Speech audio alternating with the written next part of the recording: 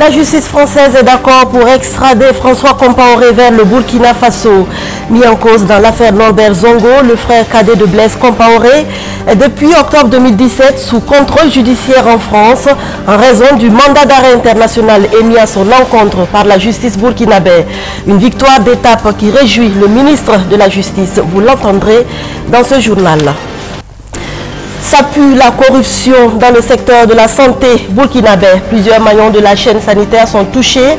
D'après le RENLAC, le réseau national de lutte anticorruption, qui vient de publier un rapport dans le cadre de la 13e édition des Journées nationales de refus de la corruption en cours depuis le 1er décembre. Les volontaires pour bâtir des communautés résilientes, le monde entier célèbre ce 5 décembre la journée des volontaires sous ce thème. Il est en effet établi depuis 1985 que ces hommes et femmes participent fortement au développement des pays dans lesquels ils sont déployés. Bonsoir et bienvenue à tous. La justice française a donc tranché ce 5 décembre. Elle est favorable à l'extradition de François Compaoré. Le frère cadet de l'ancien président Blaise Compaoré est sous le coup d'un mandat d'arrêt international dans l'affaire Norbert Zongo sous contrôle judiciaire.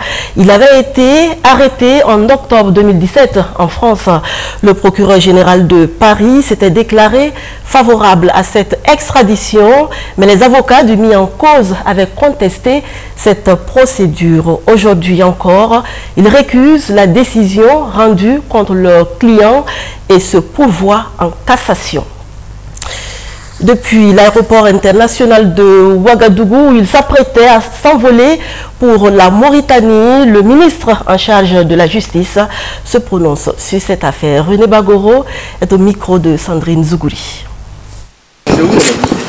C'est tout simplement de dire que cela montre que le dossier monté par la justice burkinabé a été monté avec tout le sérieux nécessaire et que contrairement à ceux qui estimaient que c'était un dossier vide et politique, ce dossier est bel et bien lourd et qu'il a été monté conformément aux règles de droit. C'est une victoire d'étape, mais vous savez qu'il est toujours bon d'être le vainqueur de la victoire d'étape.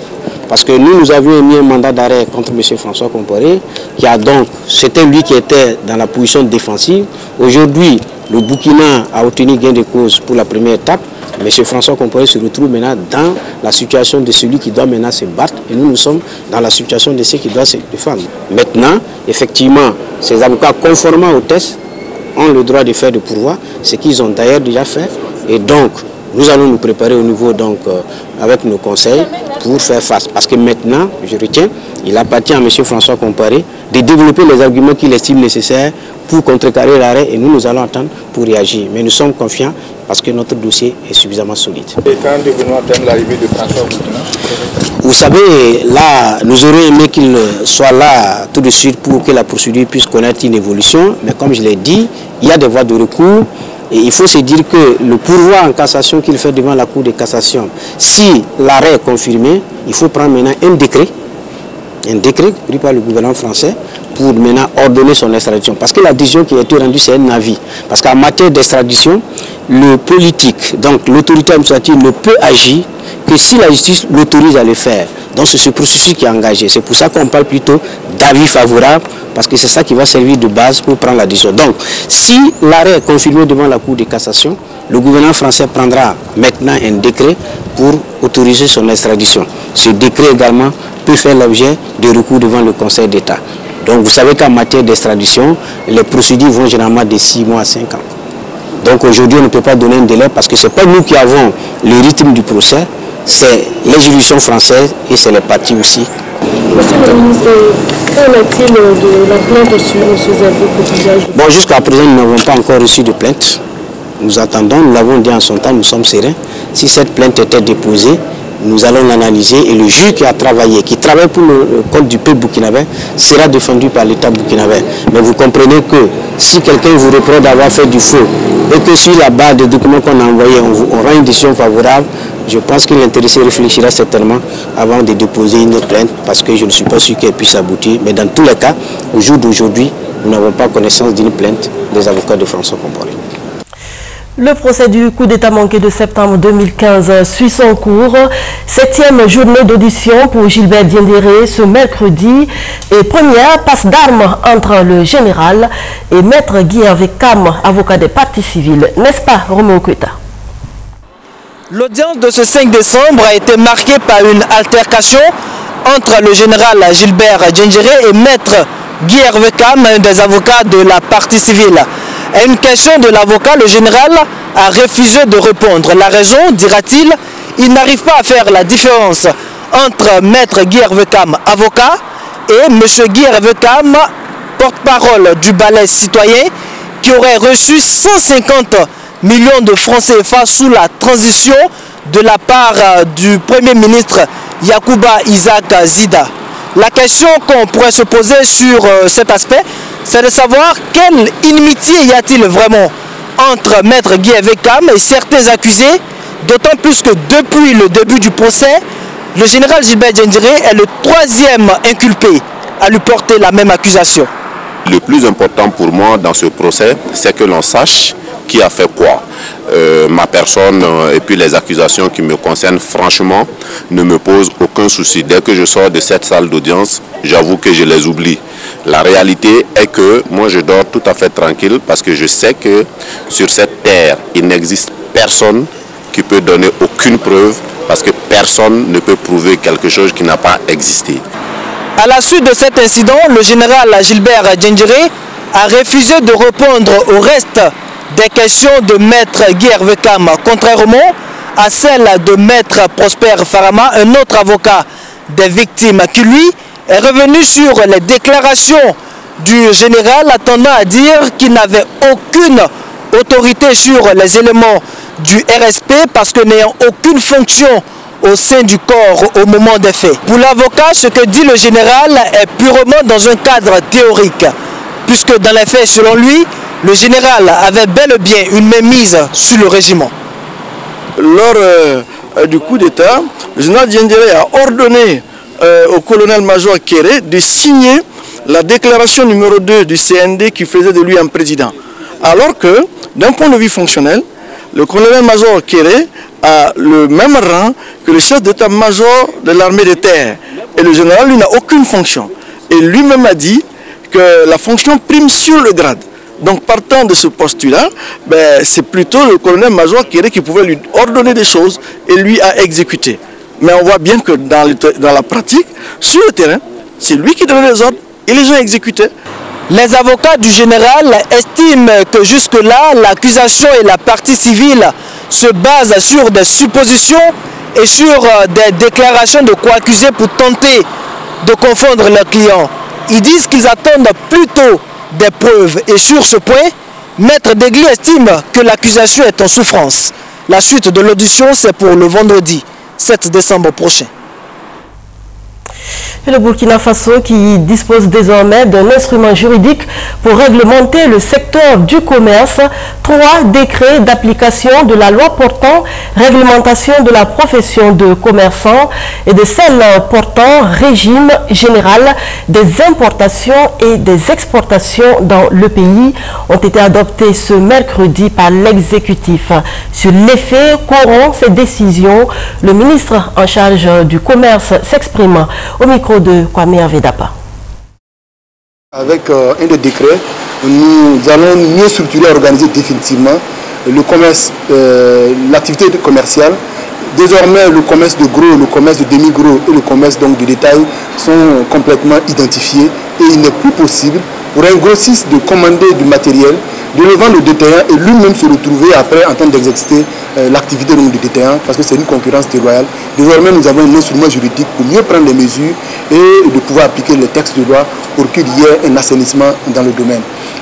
Et je pense aussi que ce décret nous permet désormais de réserver le commerce de détail aux seuls ressortissants de la CEDEAO. Et cela peut être accordé à d'autres pays dans un cas donc de réciprocité.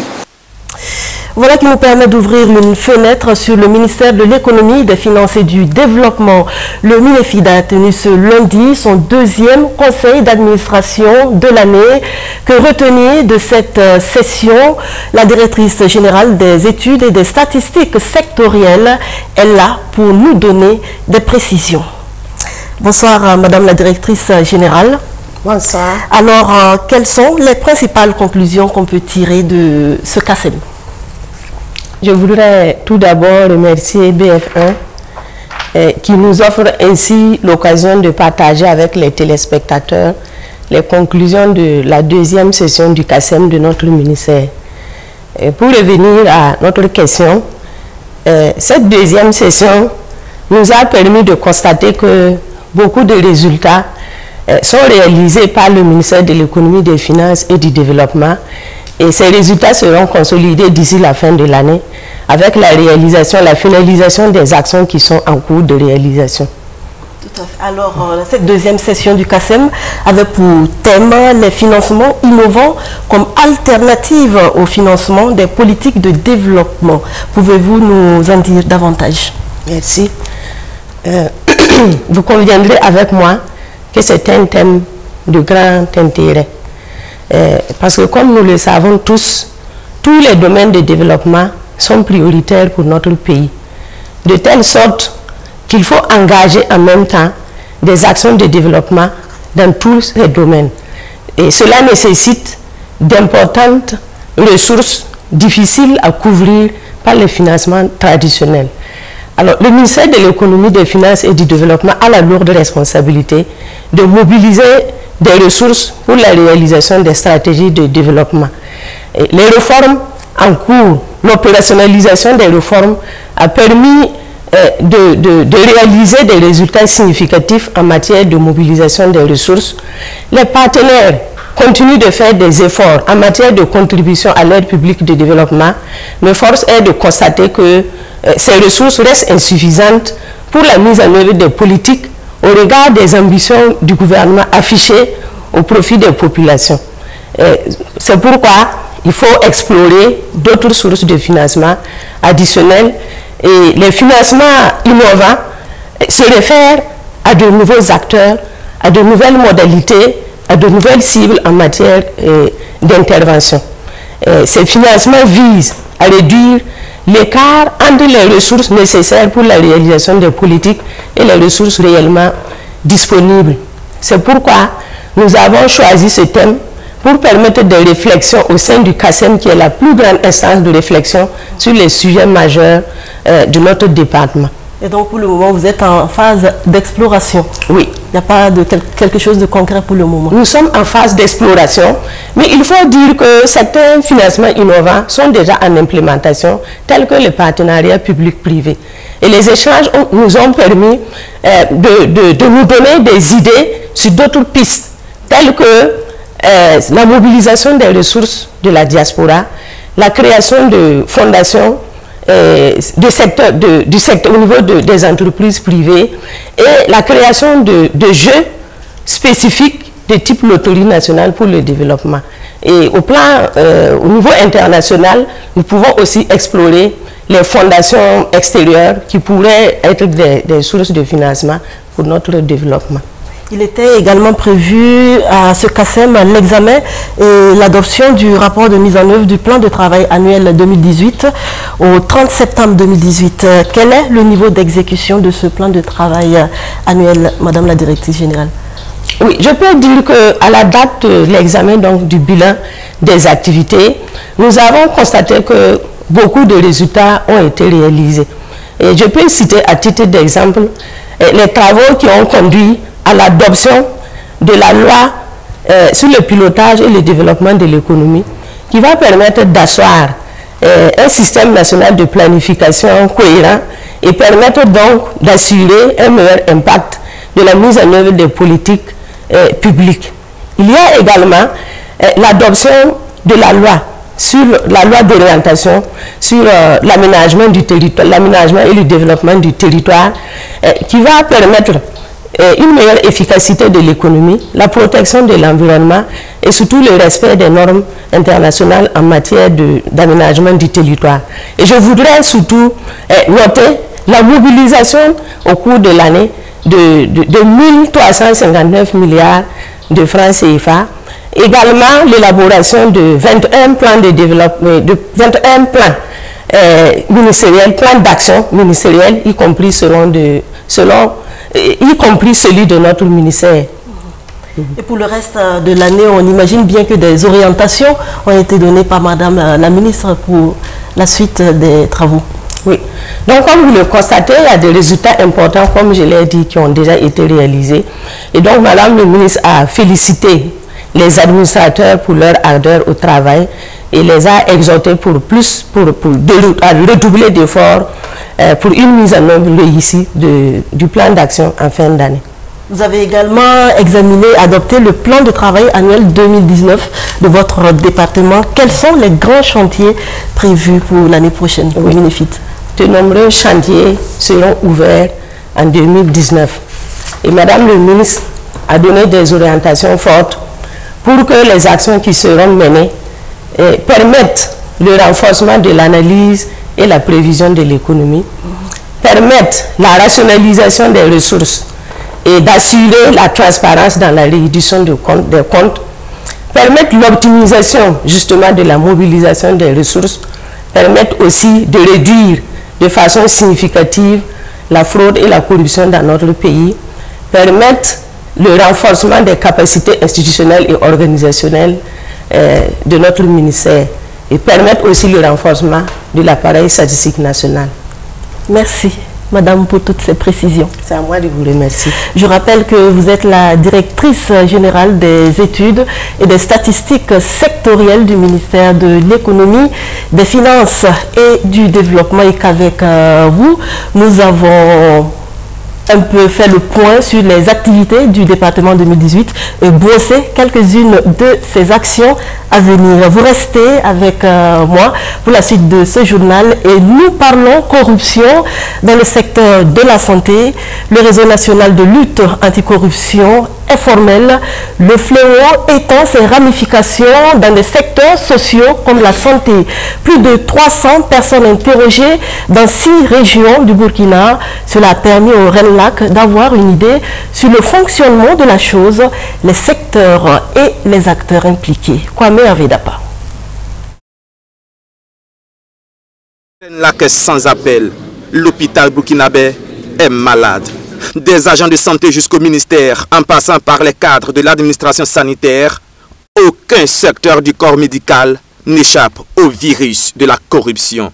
Les symptômes sont divers et manifestes. Raquettes, surfacturation de médicaments, détournement des médicaments subventionnés, détournement des malades des centres de santé publics vers les établissements privés, utilisation du matériel à des fins privées entre autres. Tous classés dans la catégorie de la petite corruption selon le RENLAC. Le mécanisme serait bien huilé avec parfois une complicité entre le personnel soignant et les services des caisses. Faire payer par les malades une somme d'argent nettement inférieure au coût réel de l'examen d'analyse médicale ou de l'acte opératoire. Cette somme, illicitement perçue, donc sans délivrance de reçu, est redistribuée entre les caissiers et les agents de santé complices. Donc c'est comme une sorte de fonds commun qu'ils établissent. Le fonds commun informel, mais il y a aussi ce qu'on appelle dans le jargon de la profession la chirurgie alimentaire. Il y a un agent de la chirurgie qui a été pris en flagrant délit de réception d'un transfert Orange Money de plus de 100 000 francs, devant servir à l'intervention chirurgicale d'un patient. Celui-ci se chargeant donc de verser quelque chose dans la caisse du serment. La corruption dans le secteur de la santé s'est faite aussi à une échelle plus élevée. La grande corruption, comme l'appelle le RENLAC, celle-là concerne les cadres supérieurs de l'administration sanitaire et le ministère de la Santé. Lignes budgétaires fictives dans les districts sanitaires, les cas de conflits d'intérêts et de conflits de compétences impliquant médecins, pharmaciens et délégués médicaux. Et puis, il y a la situation à la CAMEG et à la Sogemabe où plusieurs milliards de francs CFA seraient gérés dans l'opacité la plus totale. L'une des raisons fondamentales de cette corruption, selon le RENLAC, serait liée aux conditions de vie et de travail des professionnels de la santé. Parce que pour devenir médecin spécialisé, des fois vous étudiez pendant 15 ans. Si vous étudiez pendant 15 ans après le bac et vous venez qu'on vous sert 125 000 francs par mois, des fois vous êtes obligé d'utiliser votre intelligence pour aller quelque part. La situation générale semble alarmante, mais il faut peut-être relativiser. La santé ne vient qu'à la 13e place dans le classement des secteurs les plus corrompus au Burkina Faso. C'est dans ce contexte que le pays va célébrer le 9 décembre prochain la journée internationale de lutte contre la corruption. Pour endiguer le phénomène qui va grandissant au Burkina Faso, l'autorité supérieure du contrôle d'État et de lutte contre la corruption, sur qui le RENLAC fonde un espoir, veut vulgariser la loi anticorruption. Alfred Thuy. L'adoption par le CNT, le Conseil national de la transition 2015, de la loi dite loi anticorruption et de la loi relative à la lutte contre le blanchiment de capitaux et le financement du terrorisme, des acquis au plan législatif que la SELC, l'autorité supérieure de contrôle d'État et de lutte contre la corruption, n'entend pas brader. Mieux, elle œuvre à consolider ses acquis par la diffusion au sein de la population des tenants et des aboutissants de ces lois qui visent l'assainissement dans la gestion des deniers publics. À l'orée du 9 décembre, journée internationale de lutte contre la corruption, les acteurs engagés dans la lutte font une fixation sur l'appropriation et la mise en œuvre de la loi anticorruption au Burkina Faso. Les citoyens doivent connaître la loi anticorruption pour pouvoir l'utiliser afin de pouvoir dénoncer les faits de corruption. Ça, c'est important. Aujourd'hui, on a l'impression que la corruption, il y a plus de corruption qu'avant. Mais parce que les citoyens, de plus en plus, parlent, dénoncent. Et ça, c'est un élément important. L'appropriation de la loi permettra de pouvoir mettre, par exemple, en œuvre et de façon efficace le délit d'apparence. Or, aujourd'hui, on tâtonne sur cette question. Donc, la question de l'appropriation de la loi est un élément important parce que si nous ne savons pas quelles sont les règles applicables en la matière, on peut aller vers ce qu'on appelle la délation. C'est donc pour lever les équivoques et favoriser une meilleure appropriation des tests par les populations que la journée commémorative se tient autour du thème « Appropriation et mise en œuvre effective de la loi anticorruption au Burkina Faso ». Après Gaouan 2017, c'est au tour de Ouagadougou d'accueillir les activités. Elles sont essentiellement composées de conférences publiques et de journées portes ouvertes. Venons-en pour finir à la journée internationale des volontaires. Elle est célébrée ce mercredi comme tous les 5 décembre au Burkina Faso. Plusieurs activités sont au menu de cette célébration placée sous le thème « Les volontaires pour bâtir des communautés résilientes ». Mamounata Kabouré a assisté hier au lancement de ces activités commémoratives. L'éducation, la santé, l'environnement et l'appui à la décentralisation, des domaines qui bénéficient de l'apport des volontaires à travers le programme national de volontariat au Burkina Faso. Réunis dans cette salle, ce sont ces hommes et femmes, partenaires essentiels au développement qui sont célébrés et magnifiés. C'est la journée internationale des volontaires 2018, placée sous le thème « Les volontaires pour bâtir des communautés résilientes ». C'est un thème qui va en droite ligne des missions même donc, du PNVB, dont vous avez pu entendre certains, ou des actions que le PNVB a déjà menées, des actions allant dans le sens de la solidarité, des actions allant dans le sens de l'accompagnement, et que vous verrez ici, le responsable, la représentante des volontaires qui a bien précisé qu'elle est là, et elle accompagne donc les femmes et des jeunes dans le domaine de l'entrepreneuriat. Donc si cette activité qui est en train de se faire trouve d'autres accompagnements et que ces femmes, à l'issue de leur formation en entrepreneuriat, ont des accompagnements nécessaires pour s'installer et se développer, la résilience, il n'y a pas meilleure que celle-là. Comme le thème de la présente célébration l'indique, les volontaires s'attellent justement pour des communautés résilientes et les actions qu'ils mènent sur le terrain le témoignent à souhait. Il y a par exemple des programmes d'aide aux mères avec leurs enfants, le programme PASME. Il y a aussi, moi je travaille surtout dans des programmes pour aider les jeunes à trouver un emploi et aider aussi ceux qui le désirent à démarrer leur entreprise. Je peux les accompagner. Dans la région du Sahel au Burkina Faso, des volontaires assurent le suivi rapproché de la mise en œuvre des infrastructures et équipements auprès des communes, tandis que d'autres veillent au développement de mécanismes de gestion des interventions dans le domaine de la sécurité communautaire et de la cohésion sociale. Des jeunes hommes, des jeunes femmes assistent la police municipale dans la facilitation de la circulation routière dans nombre de communes urbaines au Burkina Faso. À Bobo-Dioulasso, des bénévoles au sein d'organisations caritatives collectent des dons pour l'assistance des personnes en situation particulièrement difficile. Cette cérémonie marque le lancement des activités de commémoration de la Journée internationale des volontaires, célébrée chaque 5 décembre depuis 1985.